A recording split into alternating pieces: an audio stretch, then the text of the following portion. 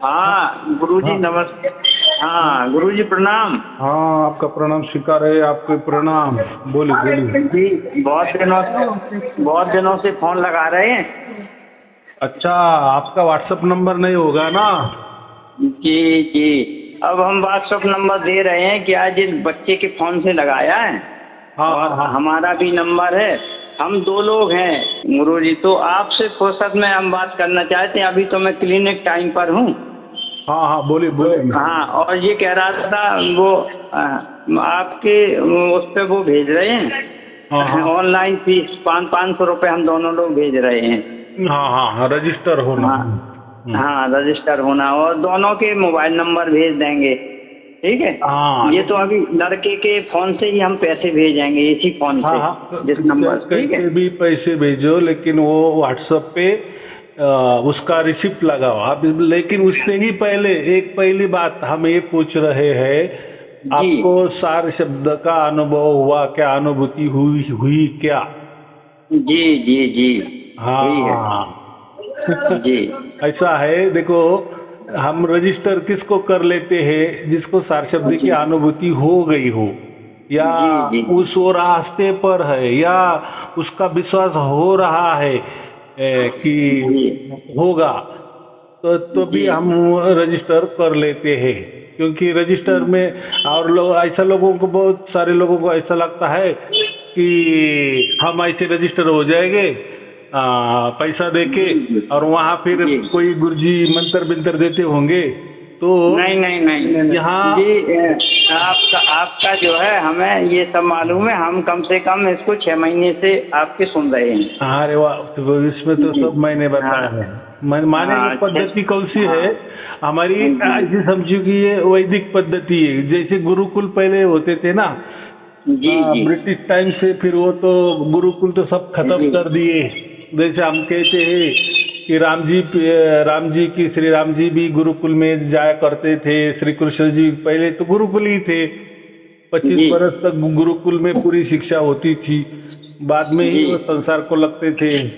अभी वो पद्धति रही नहीं, तो जी हमने फिर ये पद्धति शुरू की कि अभी तो गुरुकुल तो जा नहीं सकते, लेकिन अभी ऐसा है कि अभी ये मोबाइल का शोध हो गया, तो घर जी बैठे हम किसी के साथ बोल सकते हैं।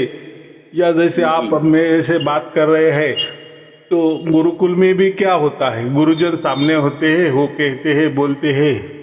लेकिन ये अभी तो वो काल नहीं है, वैसा टाइम भी लोगों को नहीं है।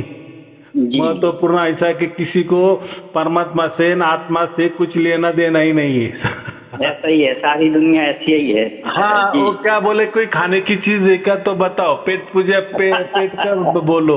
क्या है वो? आत्मा के बारे में जानना, परमात्मा के बारे में जानना, मोक्ष के बारे में जानना। हमारे अभी चली जिंदगी, हम मर रहे हैं, तो क्या? जी गुरु जी। तो क्या होता है, ये जो विषय होते हैं ना, इसीलिए हमारे में 4 आश्रम बना है ना।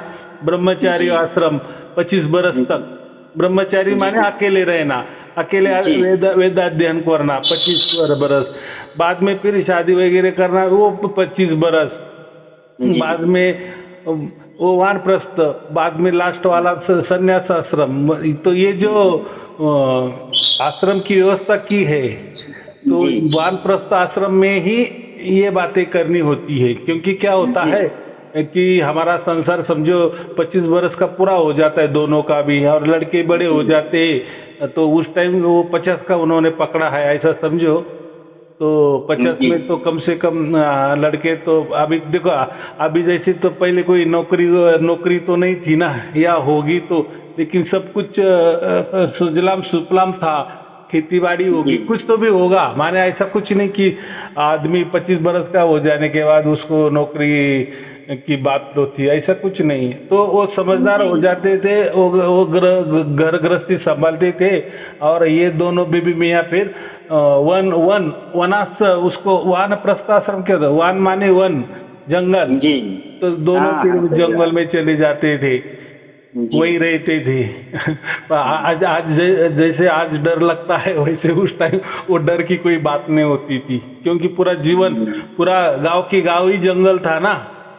जी जी अगर हम भी पहले जमाने में किसी को पूछेंगे तो हर गांव में कितने पेड़ होते थे, कितने घर घर के सामने पेड़ होते थे, बराबर। जी वो तो अभी तो जंगल नहीं रहे, तो जंगल का तो सवाल ही नहीं है। तो फिर वो जाते थे वहाँ, ये करते थे।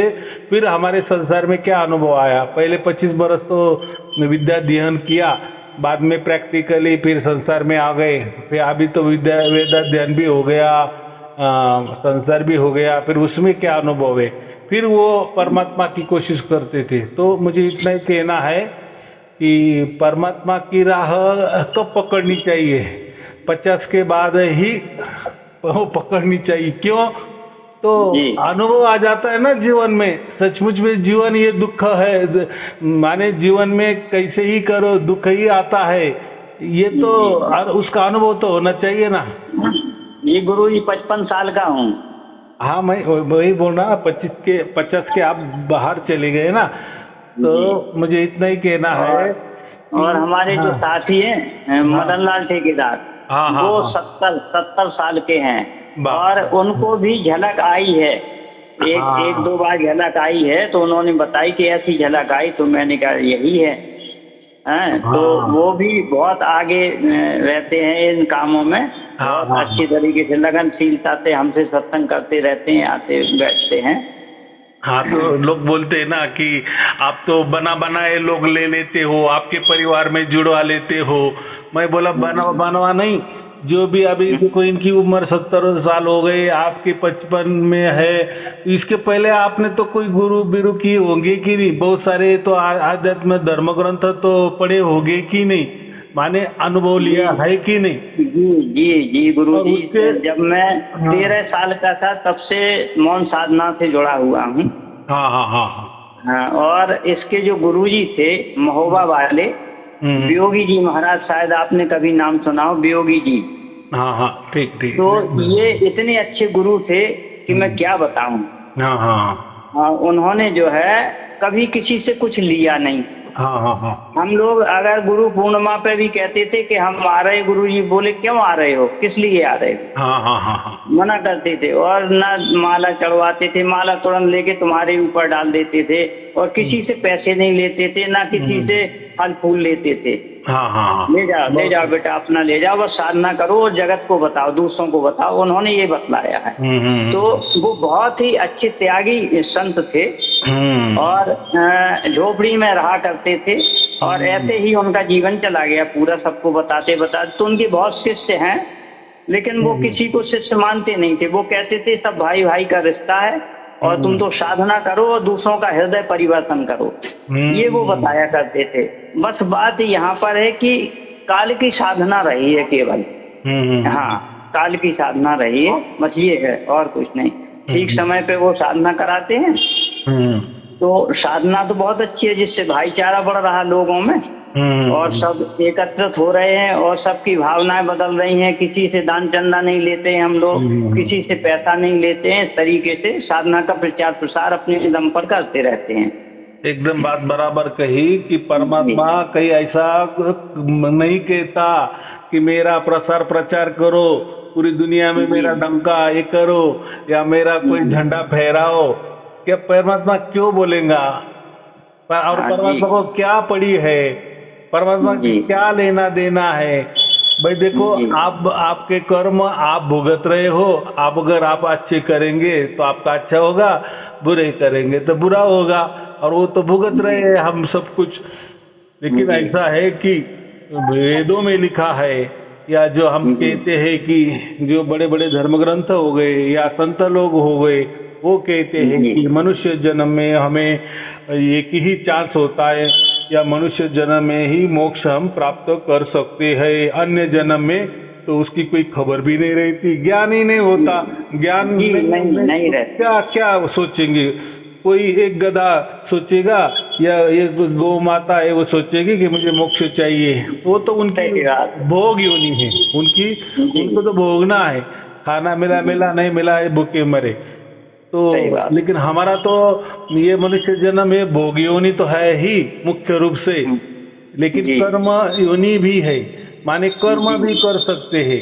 लेकिन अभी वो कर्म तो पहले हमने करोड़ों बरस कर्म करते ही आया है, कर्म के बिना तो जीवन चलेगा ही नहीं, कोई जिंदगी जी ही नहीं सकता जी। अब कर्म है तो फिर कर्म करते करते कुछ कर्म हमारे हाथ से अच्छे भी हो जाते हैं या बुरे भी हो जाते हैं। जो अच्छा हो जाता है वापिस उसके अच्छे कर्म बन जाते हैं, और हमारे कर्म बुरे हो गए तो उसका वापिस कर्म तैयार हो जाता है और अगले वो बुरा कर्म हमें वो भी भोगना पड़ता है, सुख भी भोगना पड़ता है, दुख भी। ये श्रृंखला है, ये चलते ही चलना है, चलते ही चलना है। तो बात ऐसी है कि ये श्रृंखला अगर हमें तोड़नी है तो एक ही उसका रिजल्ट है कि हमें मोक्ष का अर्थ ये होता है मुक्ति का अर्थ ये होता है कि सब प्रकार के बंधन से मुक्ति। अभी किसी की हमें बंधन में नहीं रहना है जी। गुरु करना भी ये भी एक बंधन ही है जी। हाँ, सब कुछ बंधन है। बिल्कुल बिल्कुल सही कहा आपने। आप फिर लोग बोलेंगे कि फिर मोक्ष मिलना ये भी मोक्ष का एक बंधन है, तो वो चलता है, मोक्ष का बंधन वो चलेगा। देखो हमारी लड़की है, अगर वो जवान हो, जो बताया कि सदगुरु ही जो है सच्चा गुरु होता है। हाँ, तो बस उसी भाव से चल रहा हूँ। हाँ, तो ऐसा है कि हमारे घर में लड़की है और वो अभी सियानी हो गई थी, उसका विवाह कर देना ही उचित है। तो उसमें थोड़ी बंधन मानना है, जो तो जैसे व्यवहार में भी कुछ बंधने जरूरी होती है, लेकिन आध्यात्म के लिए बंधने कोई जरूरत नहीं होती। आध्यात्म तो बंधन, फिर संसार में भी बंधन और आध्यात्म करने गए वहाँ भी बंधन, तो फिर मुक्ति कैसे हो जाएंगे? फिर हमारा संसार ही अच्छा है, संसार में तो लगे उतने बंधन होते कि नहीं जी। बंधन माने एक दूसरे का सहारा लेते हैं, एक दूसरे की मदद कर लेते हैं या हम मदद देते हैं और एक दूसरे से फिर हम बंधे जाते हैं कि नहीं जी। शादी के बंधन में फिर बच्चे हो जाते हैं कि बच्चे के मोह पाछ में, या हमारा फिर जीवन चलता है शरीर के बंधन में आ जाते हैं, फिर उसको कोई कुछ रोग लग जाते हैं, बीमारी लग जाती है, उसके बंधन में फिर सब कुछ आ जाता। मैंने पूरा संसार बचपन से लेकर मध्य दम तक पूरा बंधन ही बंधन, बंधन ही बंधन, बंधन से हम जुड़े होते हैं। और बंधन नहीं किए या एक दूसरे से प्यार नहीं किया, प्रेम नहीं किए, तो जिंदगी भी चलेगी नहीं ना। अगर हम बोले किसी को बोलना ही नहीं है, किसी की सुनना ही नहीं है, तो बात ही संसार ही नहीं चलेगा ना। उसके लिए हम क्या बोलते, साधु बन जा भाई। फिर वहाँ कुछ, लेकिन साधु बने। आपने जो बताया कि सार शब्द यदि प्रकट हो गया है तो आप दूसरों को भी बतला सकते हैं। आपकी हम सुनते रहते हैं ना वीडियो, दिन भर में 2 4 5 तो सुन ही लेते हैं, 5 कभी 6 हो जाती हैं। हाँ, नहीं ऐसा है, आप इस उम्र में इतना ज्यादा नहीं सुनना, अभी प्राप्त हो गया ना, तो जी। अभी बस ज्यादा 1 या 2, तो क्या होता है अभी ज्यादा ज्ञान लेकर भी क्या करेगा। अभी एक बात होती है, बहुत सारे लोग अभी ऐसा बोलते हैं कि गुरुजी आपने इतना हमें अच्छा ज्ञान दे दिया है, तो आप हमें धर्म ग्रंथ क्यों भेजते हैं, अलग अलग वीडियो क्यों भेजते हैं, या अभी प्रवचन करने की आपको क्या जरूरत है। भाई अगर हम रुक गए तो भाई आप नहीं, ठीक है आपको मिल गया, लेकिन आपके बच्चे है कि नहीं जी, या सबको मिला, ऐसा भी नहीं होता ना। जो लोग सुनते हैं तो उनको भी चाहत होती है कि नहीं। और ये तो ऐसा मामला नहीं कि सबको हो जाता है। देखो ये जो सार शब्द वाला मामला है, ये थोड़ा उल्टा मामला है। उल्टा माने पहले हम सार शब्दों को प्राप्त कर लेते हैं, माने परमात्मा को पहले प्राप्त कर लेते हैं, बाद में फिर गुरु का ये आता है, फिर गुरु मंत्र की बात होती है। लेकिन बाकी में कैसा होता है, पहले वो शिष्य बनाते हैं, फिर उनको गुरु मंत्र देते हैं, फिर ध्यान साधना देते हैं, कोई बंधने देती है। और ये जो सार शब्द वाली, वो तो लास्ट वाली बात है, वो तो बात ही नहीं करती, उसके बारे में बात नहीं करती। वो बोले बस यही होता है, क्या होता है, गुरु करना, फिर गुरु आपको गुरु मंत्र देगा, गुरु दीक्षा दे देगा, वो गुरु दीक्षा का मंत्र ही लेना, जपते जाना, गुरु की सेवा करते जाना, गुरु जो बंधन में रखेगा वो बंधन में रहना, उस विचारों में रहना, चलना, और मर जाना, हो गया मोक्ष। बस सही बात है। यही 99% चालू है सब जगह। आप किसी संस्था में ऐसे ही चल रहा सब जगह गुरुजी, ऐसे ही चल रहा है। महाराज वियोगी जी भी किसी को गुरु मंत्र नहीं देते थे, उन्होंने कोई मंत्र नहीं दिया है।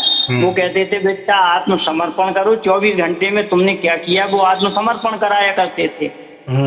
और जो साधना करो और बस शुद्ध बनो और सभी को शुद्ध बनाने के लिए प्रयत्न करते रहो, तुम्हारे द्वारा अच्छा कार्य होता रहे, बस ऐसा कहा करते थे। लेकिन इसमें जो है हम बराबर कर रहे हैं, लेकिन हमने जो है आपका ये सुन के सार शब्द का प्रचार हमने शुरू कर दिया है।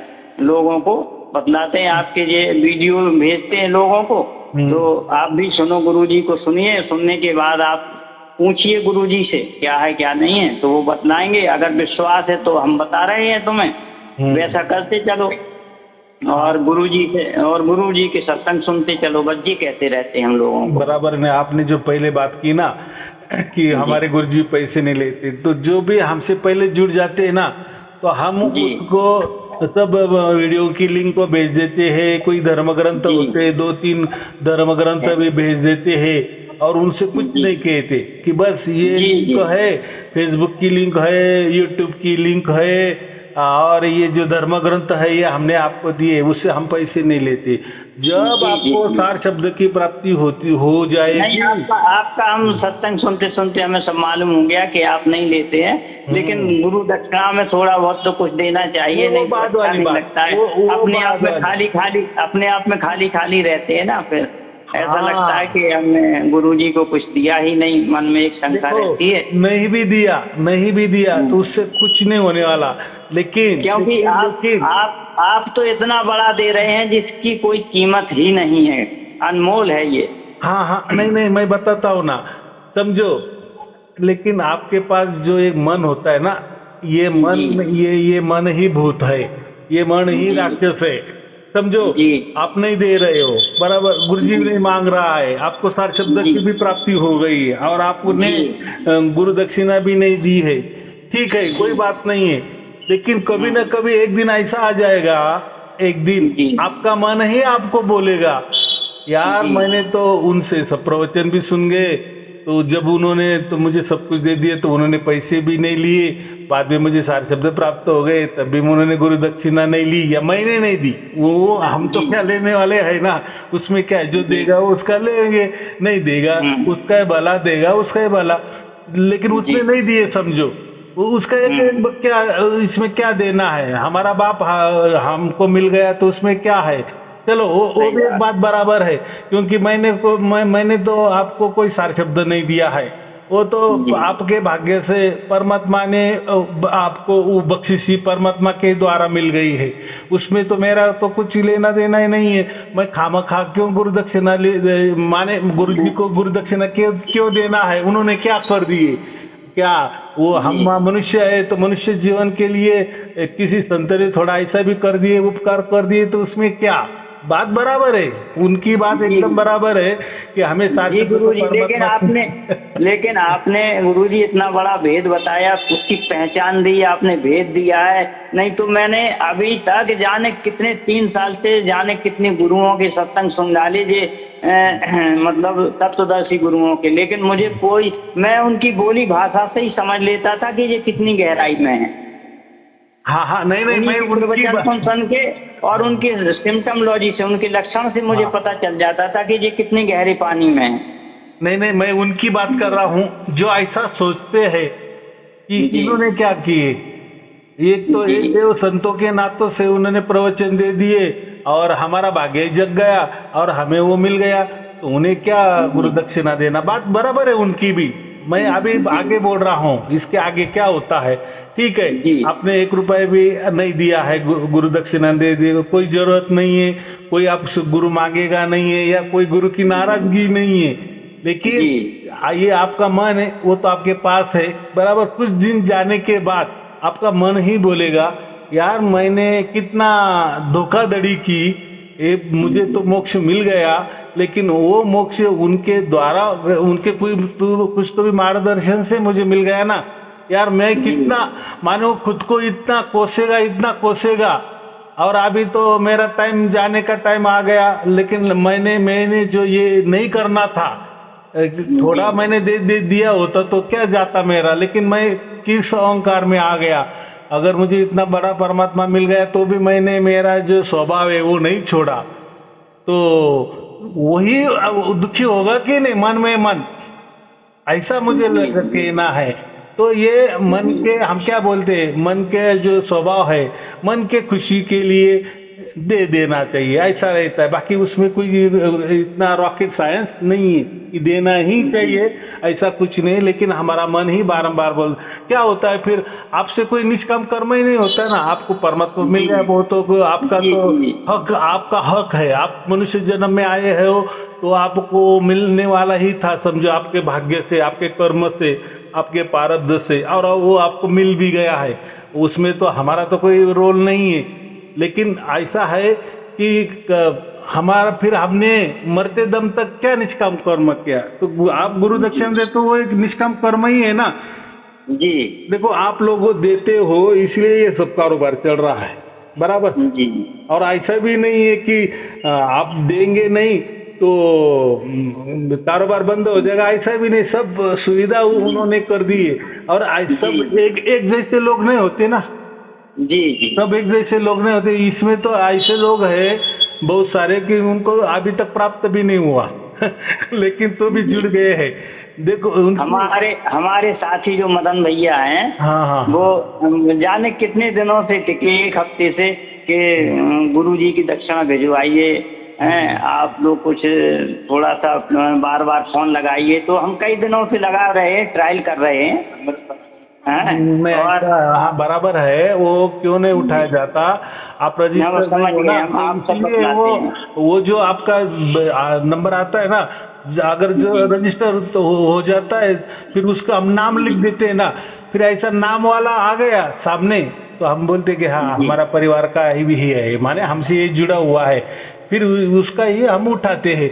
वो तो कोई रॉकेट साइंस नहीं है, वो तो आप भी करते हो ना। अननोन नंबर कैसे उठाएंगे? अभी मेरे पास 6000 नंबर है, 6000, तो 6000 नंबर के अभी तो आपके पास समझो 550 होंगे, तो कितना परेशान हो जाता है किसी का अननोन आया तो बिल्कुल सत्य बात है। ये हम आपकी भावनाओं को समझ रहे हैं, बिल्कुल समझ रहे हैं। ऐसा इसलिए हमने उठाते, तो उसमें कोई ये नहीं मानना कि हमने गुरुजी से इतनी बार फोन किया। नहीं, बिल्कुल नहीं मानते। हम आपकी जो है परेशानी समझते हैं इन बातों को। तो ये एक प्रणाली होती है। तो हमें इतना ही महत्वपूर्ण है कि जो मिलना था वो मिल गया। अब फिर मैं यही बोल रहा हूँ, लोग क्या बोलेंगे, अरे वो तो वृक्ष का जैसा गुणधर्म होता है ना, कुछ दिन हो जाने के बाद वो फल देना शुरू ही कर देता है। हमको तो टाइम के ऊपर फल आम आने वाला ही है, आम पकने वाला ही है। तो ये सार शब्द भी जिसका भी भाग्य हो गया उनको मिलने वाला ही है। तो दूसरों की सर्टिफिकेट की क्या जरूरत है ये भी बात बराबर है। इस नाम पर बहुत बेवकूफ बनाया जा रहा है लोगों को, दुनिया को ठगा जा रहा है, बहुत बुरी तरीके से बरगलाया जा रहा है। लोग परेशान हैं बहुत बुरी तरीके से सार शब्द के लिए। और ये गुरुआ लोग जो है इस तरीके से जो है भ्रमाए हुए हैं कि क्या बताएं। मेरी भी तो अक्ल हैरान हो गई थी इस मामले में, ये समझ लीजिए। ऐसा है, इसमें हमारा तो कोई दोष नहीं, लोगों का कोई दोष नहीं होता, क्योंकि बातें सब परमात्मा की करते हैं, लेकिन उसमें जो खुद है ना उसको जीरो मान देते हैं। वो सब बोलते हैं कि हाँ हमारे अंदर ही परमात्मा है, ये शब्द है, शब्द से ही सब प्रकृति बनी है, सब ब्रह्मांड बना है, कण कण में परमात्मा सब में व्याप्त है, हम में भी परमात्मा है, तुम में भी है परमात्मा, सब खचाखच भरा है, कण कण में है। परमात्मा की बारी हो जाती है, परमात्मा के बारे में सब कुछ विचार हो जाता है।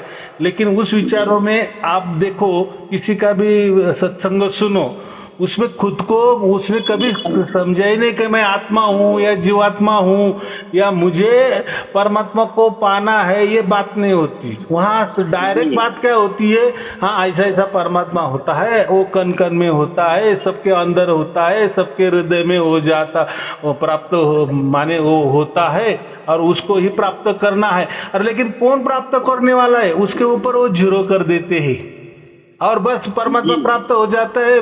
फिर परमात्मा का रूप ही हम बन जाते हैं और हम ही परमात्मा बन जाते हैं। अरे भाई तुम कौन हो, पहले तो तुम खुद का तो कोई आइडेंटिफिकेशन तैयार करो ना। तुम आत्मा हो क्या जीव हो, तो कोई जीरो हो, कोई कल्पना हो, कोई क्या हो, वो तो कुछ नहीं। कोई भी गुरु आपको परमात्मा के बारे में बात करेगा, लेकिन भाई किसको प्राप्त करना है ये बात नहीं करते, बस बोल देते हमको प्राप्त करना है, हमको प्राप्त करना है। बाद में किसी ने बोल दिए ये हम कौन है, अरे हम तो ये मन है, अरे ये मन तो जड़ है, ये मन तो बकवास है, ये मन तो कल्पना है, ये मन तो सपना है। अरे भाई ये फिर सपना से एक कल्पना से कैसा क्या परमात्मा हमें मिल जाएगा, या ये जो मन है, मन से कैसा परमात्मा मिल जाएगा। अगर मन यही का है, अगर वो जड़ है तो वो बात ही नहीं करते। आप बहुत सारे लोगों का वीडियो सुनो, सत्संग सुनो, जो भी इसके बारे में बात करते हैं ना, तो परमात्मा की सब बातें करेंगे, लेकिन किसको पाना है, हाँ किसको पाना है, वो उसमें सब जीरो लगा देते हैं। बस बोलते हैं कि परमात्मा हमारे अंदर है और फिर उसको हम पाना है। अरे लेकिन हम पाना है माने कौन पाना है, आप कौन हो, वो उसमें बात ही करते नहीं। डायरेक्ट परमात्मा पाना है, परमात्मा में ही लीन होना जाना है, आपे में आप ही समाना है। अरे भाई पहले आप खुद कौन हो, इसका ही आता पता ठिकाना नहीं है, और कैसे क्या आप में आप समाना है, और कैसे परमात्मा में समाना है, कौन समाना है, और कौन परमात्मा आपको लेने वाला है और आपको डायरेक्ट उसकी कुर्सी देने वाला है, बराबर कि नहीं। या जैसे हम पंतप्रधान के पास गए, पंतप्रधान ने हमारा इंतजार किया और वो उसकी कुर्सी से बाजू हट गया और हमको बिठा दिया उसकी कुर्सी में। ऐसा होता है क्या कभी? नहीं होता ना जी। तो ये लोग जो बोलते हैं कि हमें परमात्मा को पाना है, अरे भाई हम परमात्मा को नहीं पा सकते। परमात्मा की जगह और हम हमारी जगह, अगर वो कण कण में है तो हमारे अंदर बाहर ऊपर नीचे सब जगह वो भरा है, तो फिर पाना किसको है? तो बस हमें उसकी अनुभूति होती है, बराबर। हम भी जैसा वो कण कण में है तो वो हमारे शरीर के अंदर भी है, तो शरीर के अंदर वो परमात्मा भी है और हम भी है, हम दोनों है कि नहीं, माने आत्मा भी है और परमात्मा भी है। तो हम जो आत्मा है तो उसके अगल बगल ही परमात्मा है कि नहीं, उसके बीच में भी परमात्मा है कि नहीं, बस वो है, उसकी अनुभूति हमारे आत्मा को करना है। बस इतना सीधा सिंपल खेल है ये, लेकिन ये बहुत सूक्ष्म खेल होता है। और होता है, जब हो जाता है तो बहुत सहज में लग जाता है, लेकिन बाद में तो बहुत सहज हो जाता है। लेकिन जब जैसे कोई 10वीं की कक्षा में कोई विद्यार्थी होता है ना, जब वो परीक्षा देता है तो उसको कितनी कठिन लगती है, मैं कैसा पास हो जाऊंगा, ज़्यादा मुझे 100 की 100% कैसे मिलेंगे, वही चिंता में रहता है ना ज़्यादा। लेकिन जब उसका हो जाता है तो बाद में उसका एक भाई वापस 10वीं में आ जाता है, तो उसको क्या बता रहे, वो 10वीं ऐसी रहती है, हमने क्या पास हो गया, अरे वो हो जाता है। अरे भाई तेरे लिए, लेकिन जब तू भी 10वीं में था तो तू ये विचार करता था ना, यार मैं परीक्षा देने वाला हूँ, मैं पास होंगी कि नहीं, हो जाऊंगा तो मुझे कितना टक्के मिलेंगे, मुझे तो 100 के 100% मिलने चाहिए या 99 तो भी मिलने चाहिए। तब तू कितना दुखी था, अभी तुझे मिल गया तो आप बोले 10वीं तो ऐसी ही होती है। तो ऐसा ही होता है, सार शब्द जब नहीं मिलता, जिसको नहीं मिला है उसको देखो कितना लगता है कि इतने लोगों को, हजारों लोगों को हो गया और मेरे को नहीं हो रहा है, बराबर जी। बेचैनी होती है, बेचैनी होती है। तो परमात्मा का खेला ऐसा है, परमात्मा कहीं दूर नहीं है, मैं हूँ तेरे पास में, लेकिन पास में है, फिर क्यों नहीं मिल रहा है और कैसा मिलेगा वो? फिर ऐसा तो मिलने लगा तो फिर मोक्ष की बात ही नहीं है। और फिर अच्छे कर्म में भी क्या करना है, उसमें क्या है? बहुत बहुत सारे लोग बोलते हैं क्या परमात्मा परमात्मा क्या होता है, हम मर जाएंगे तो परमात्मा में मिल जाने वाले हैं। तो क्या साधना करनी, क्या गुरु करना, क्या भक्ति पूजा करना, बस फिर तो लोग तो परमात्मा के लिए मर जाएंगे फिर। गुरुजी, ये कह रहा हूँ कि जब से ये सार शब्द प्रकट हुआ है तब से एक विश्राम सा मिल गया। ये लगता है कि अब मैं क्या पढ़ूं, अब मुझे किस चीज की आवश्यकता बाकी रह गई। ऐसा लगता है कि अब सब व्यर्थ सा कुछ लगने लगा है।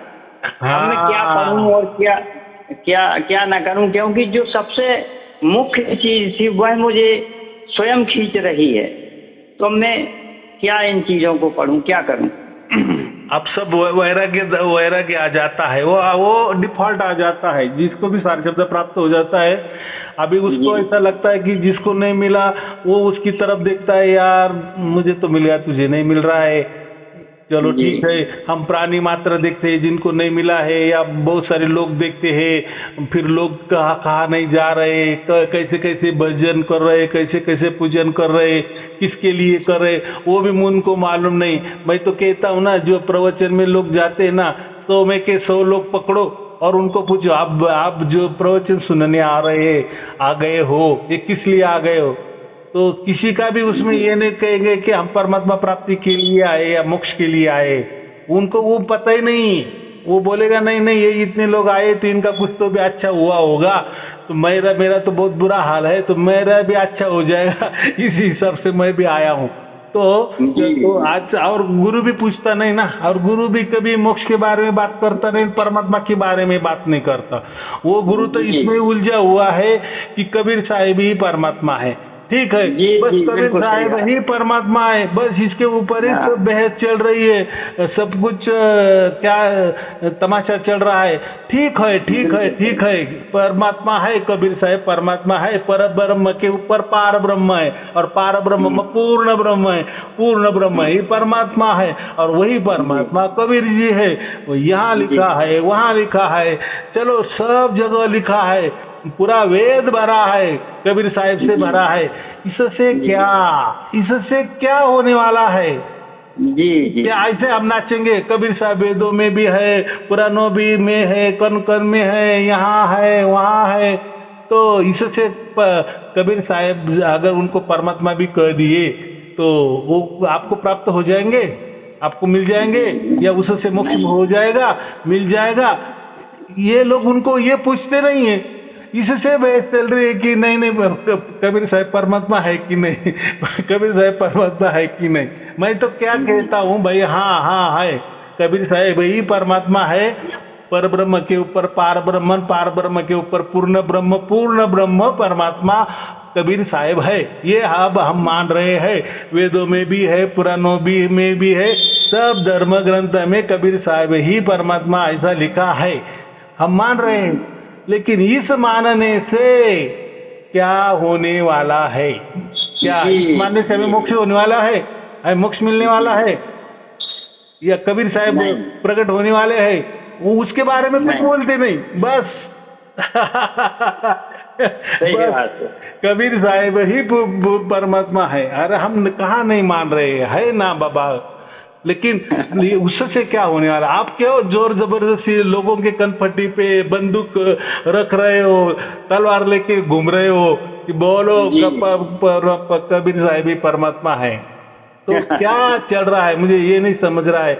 बहुत सारे उसमें दोहे भी बोलते हैं कबीर साहिब परमात्मा है, तो वो क्या उसमें हाँ बोलो, नहीं बोलो, हाँ बोलो तो क्या, और नहीं बोलो तो क्या? मुझे ये बोलो ना, बेस में आप ही सच हो, सब कुछ आपका ही सच्चा नॉलेज है, या आप ही सच्चे मार्ग पे चल रहे हो, लेकिन कबीर साहिब को परमात्मा मानने से मोक्ष मिलेगा क्या? जी।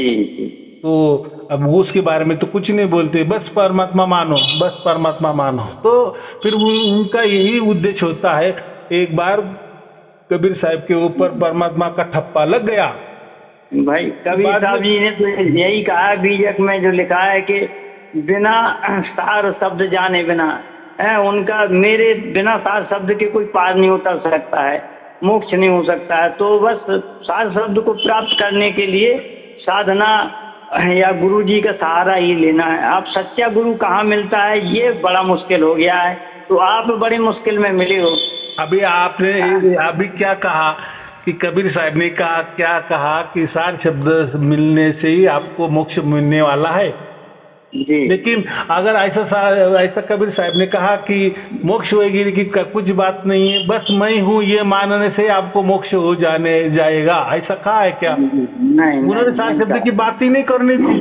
कबीर सागर में पूरा खचाखच यही भरना था। कबीर साहब ने यही कहना था कि मैं हूँ परमात्मा हूँ, बस मेरा ही कबीर साहब का जाप करो,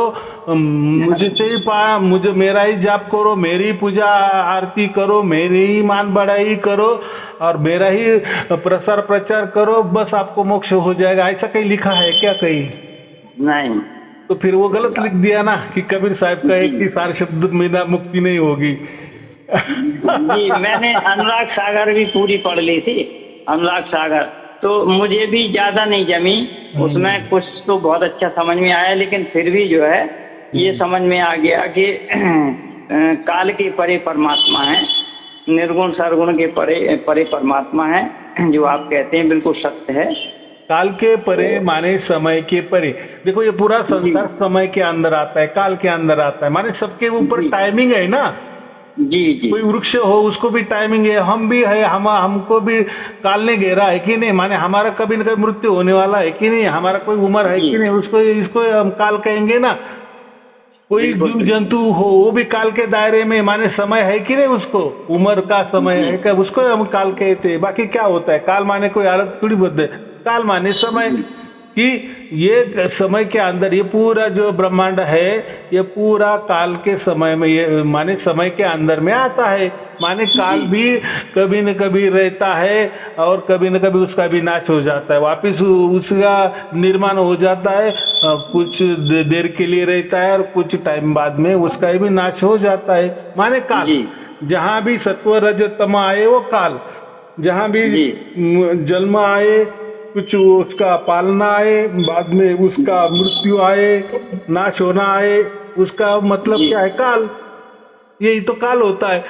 और ये काल ने तो स्वर्ग को भी नापा है, सतलोक को भी नापा है, सचखंड को भी नापा है, ब्रह्मलोक भी नापा है।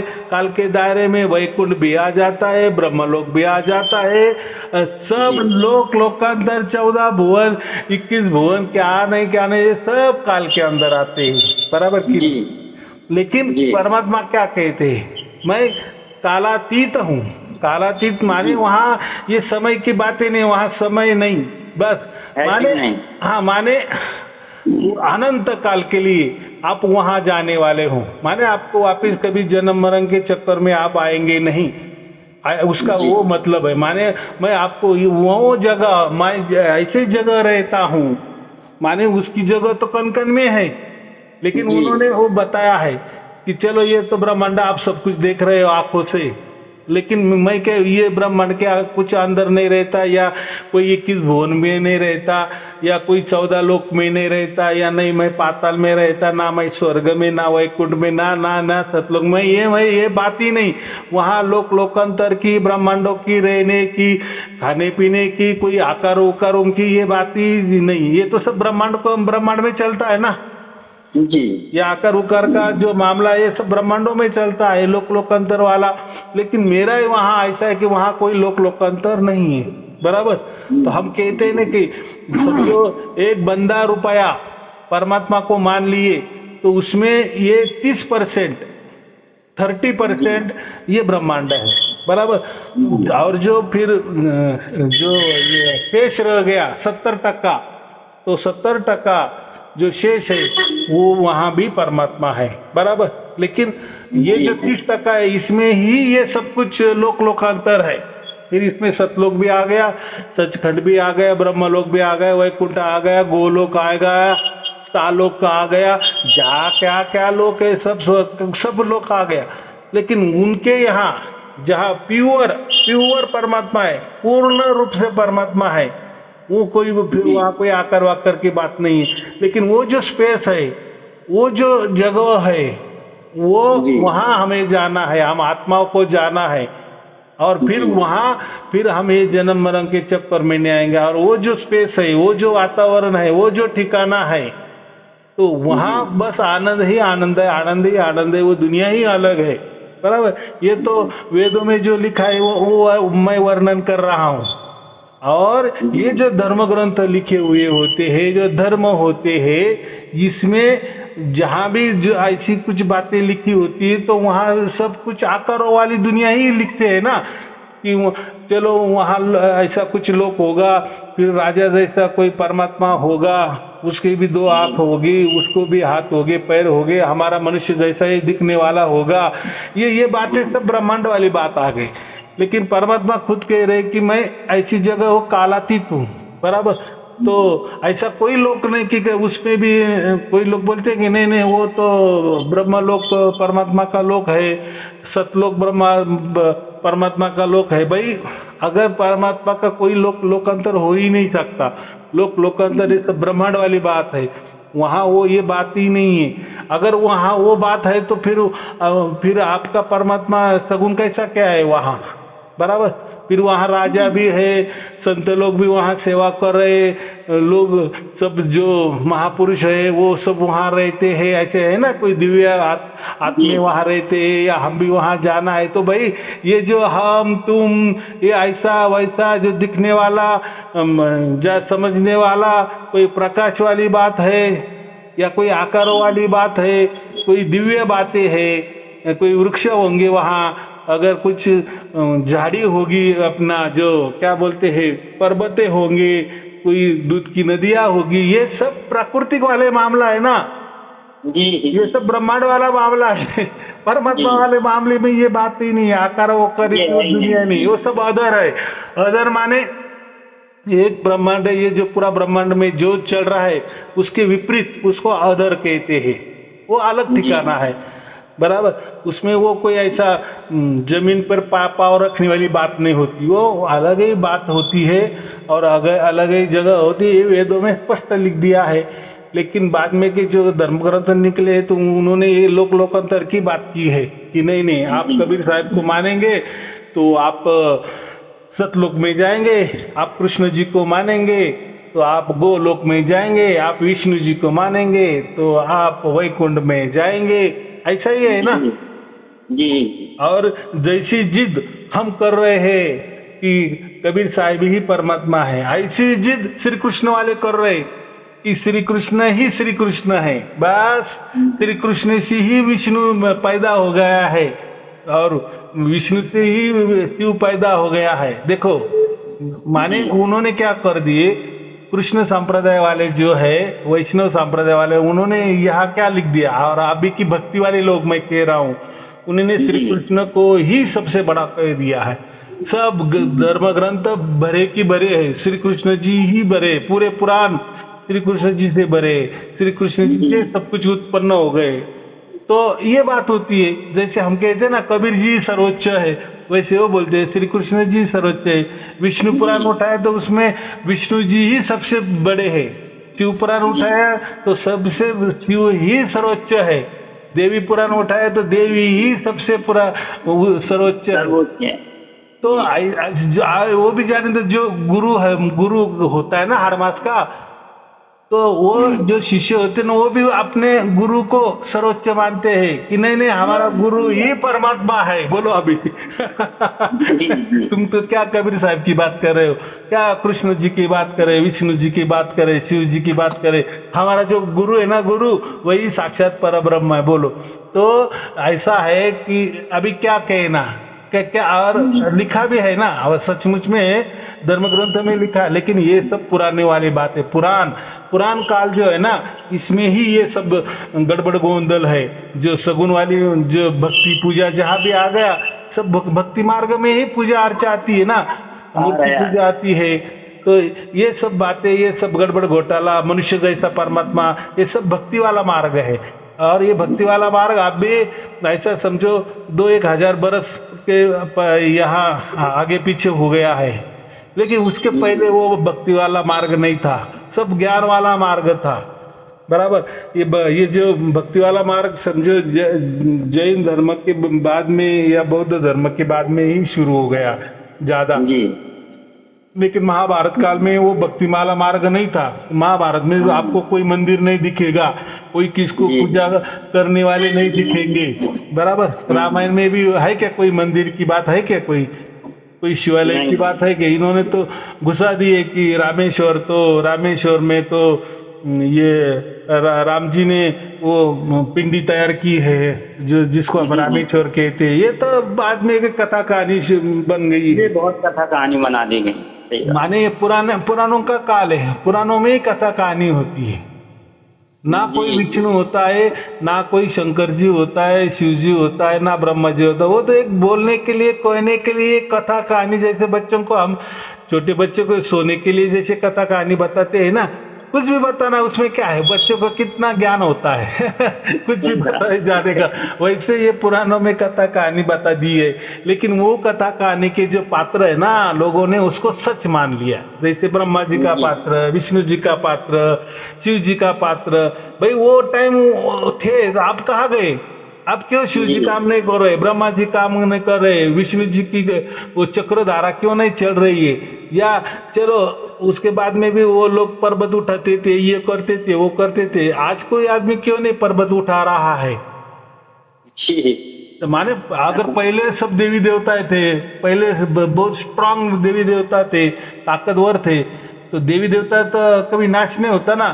फिर आप कहाँ गए?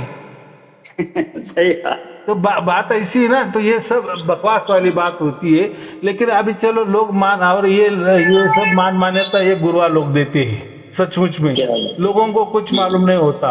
ये जो देखो, गुरु जो बोलेगा, गुरु का वाक्य शिर सावंती हम कहते हैं ना, बस गुरु बोल दिए, हम फिर किसी को मार काट डालेंगे, बस गुरु ने आज्ञा कर दी चाहिए। माने गुरु लोगों ने बहुत भटका के रखा है ना जनता को, सब पे। हाँ, भटका के डरवा के रखा है, भटका के नहीं, अटका के रखा है अपनी ओर।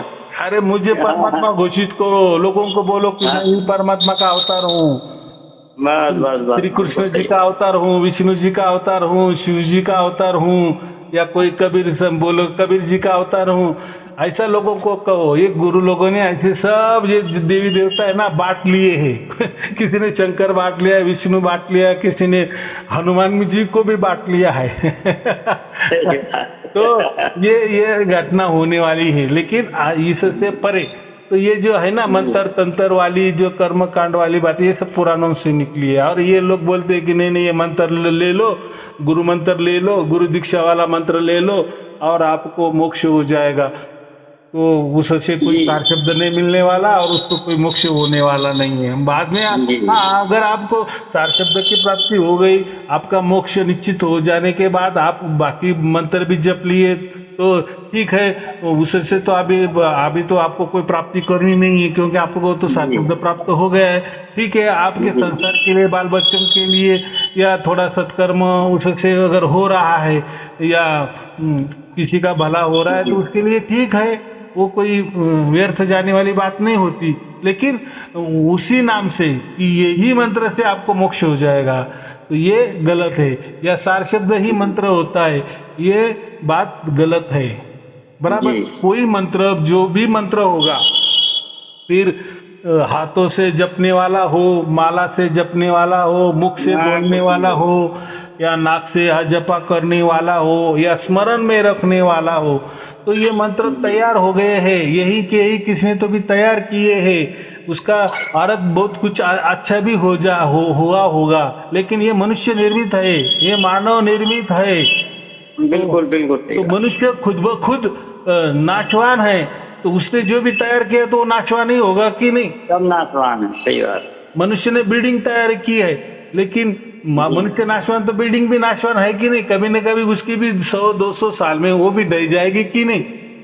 तो मनुष्य ने जो भी निर्माण किया, ये कह रहा था कि अभी आप नंबर हमारे दोनों लोगों के नोट कर लेते हैं।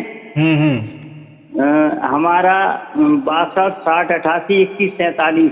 नहीं, आप ऐसा करो, व्हाट्सएप में भेज दो।